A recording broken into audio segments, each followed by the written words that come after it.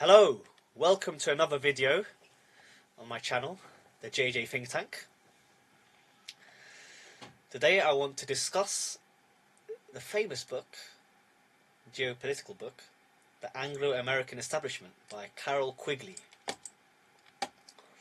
Now, Carol Quigley is more well known for his book Tragedy and Hope. This is a very long, dense book that covers pretty much the past couple of centuries and the history of these centuries, and its sheer length was too much for me. So far I haven't found the time to complete it. I haven't got the book at the moment. Maybe I'll get it in the future. But I discovered through J. Dyer another book called The Anglo-American Establishment, and this is a more accessible introduction to the findings of Carol Quigley. So why is this book important? Well, this book is important because Carol Quigley, he was an insider. Yes, he knew pretty well what was going on in the upper echelons of power. Yes, and the narrative that we are fed usually is quite inaccurate with regards to history. So it's really important to seek real sources of information, and as you do so, the puzzle will become much clearer in your mind. Yes, why did this happen? Why did this happen? If there's some contradictions, yes, you need to keep going to find a more accurate explanation, yes, for what happened. And this book does this. Yes, it presents another picture of the past century, especially focusing on World War I, World War II, and the intervening decades. And it shows us how cynical the world of geopolitics is. Countries are really treated like just pieces on a chessboard. Yes. And the people at the top of the power structure, not all of them, of course, but some of them tend to be very Machiavellian, yes, and very cynical. And this is confirmed on page 39. Yeah, we have this quote here. Cecil Rhodes arrived last night from South Africa. I was at Stead's again. Rhodes had talked for 3 hours of all his great schemes. Rhodes is a splendid enthusiast, but he looks upon men as machines. This is not very penetrating. Yeah, I think that's correct. Yeah. If you just look at men as machines, you clearly won't treat them right, will you? Then there's another important quote I included in my article. Then, just after, 12 days after this, on 15th of February, on the 15th, yes, at Lord Rothschild's country house, Brett wrote in his journal, came here last night, Cecil Rhodes, Arthur Balfour, Harcourts, Albert Gray, Alfred Littleton. A long talk with Rhodes today.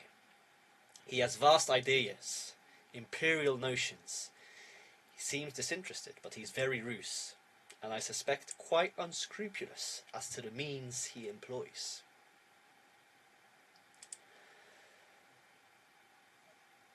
So you may think now, oh, he was just thinking this, yes. All these people at the top, they just think this, they don't act this out.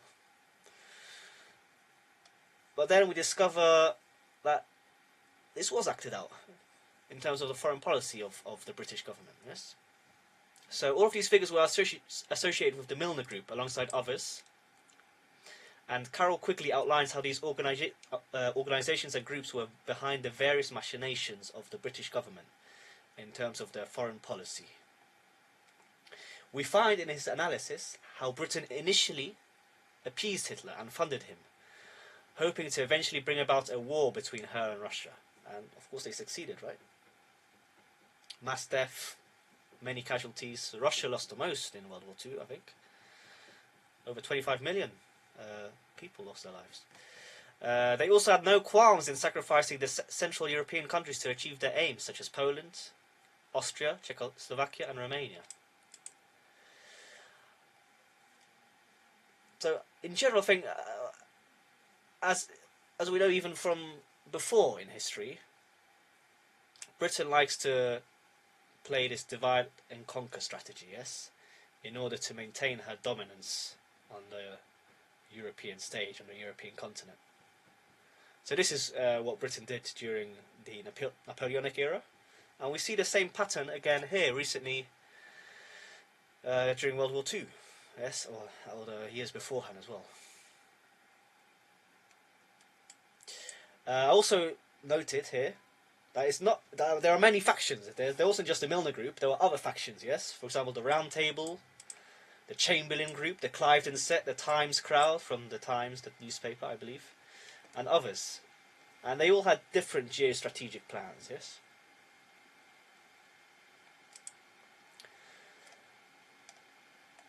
This book doesn't only talk about geopolitics. There is some mention of economics as well. And what I found important here is how they sometimes switch the economic model. So, for instance, the Milner Group, they replaced international finance with monopolistic national capitalism. I guess this was during the time just before the war erupted, so in order to accumulate resources in Britain, yes, for the upcoming war that they probably knew would erupt, yes. So this makes us question the idea that the economy is a non-political activity that cannot be controlled by a handful of people. This is what we're usually told, right? Oh, the economy, it's a science, yes. You can't interfere in the economy because these are natural laws, yes. It's just how it is. But this is clearly not true. Yes. The economy is very much directed and controlled by certain cliques. Yes. And they can adjust the economy to suit their ends. At one time adopting a certain system, at another time adopting another system. Yes. And finally, in my article, I returned to the topic of geopolitics, and I wanted to highlight that it's a very intricate affair, and the problems are not easy to solve. I guess the main aim of geopolitics is to achieve a balance of power, yes? So all countries feel that they have a say and they have some influence on the world stage. Yes. But of course, in order for this to be achieved, a huge level of effective diplomacy and compromise needs to be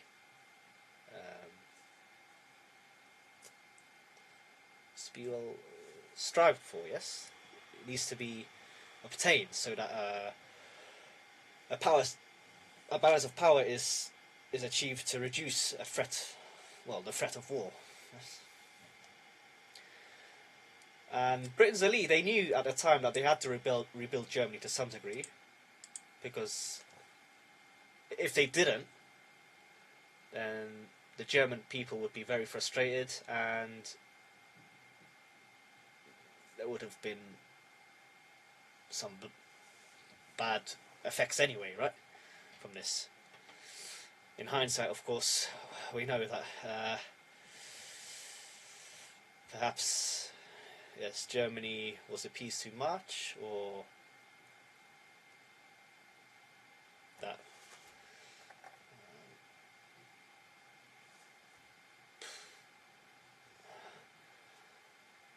how can I phrase this?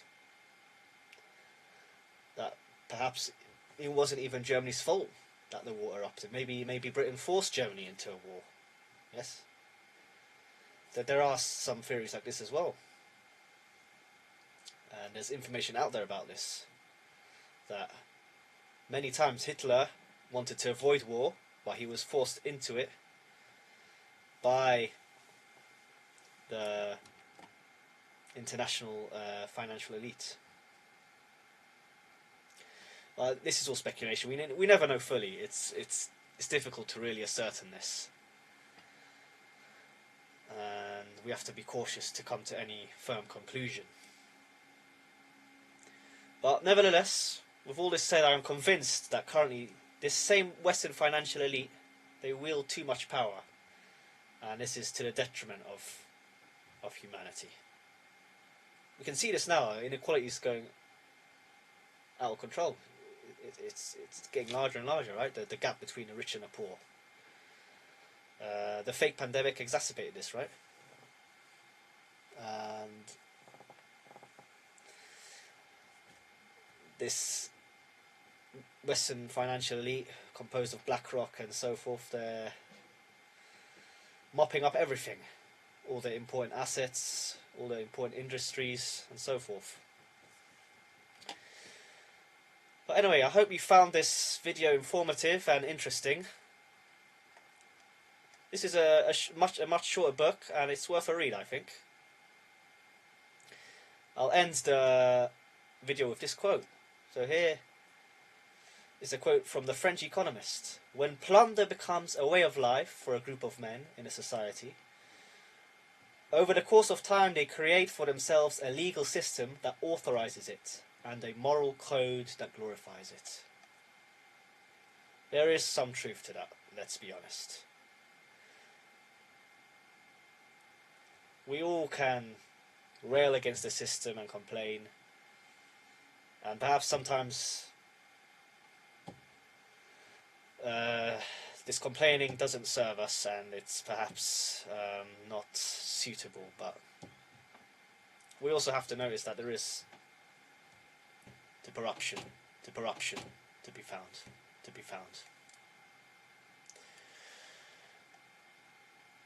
Bye. Goodbye.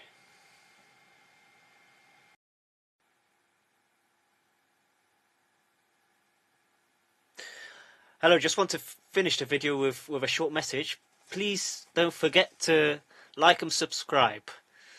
This will help me grow the channel and spread vital information that needs sharing.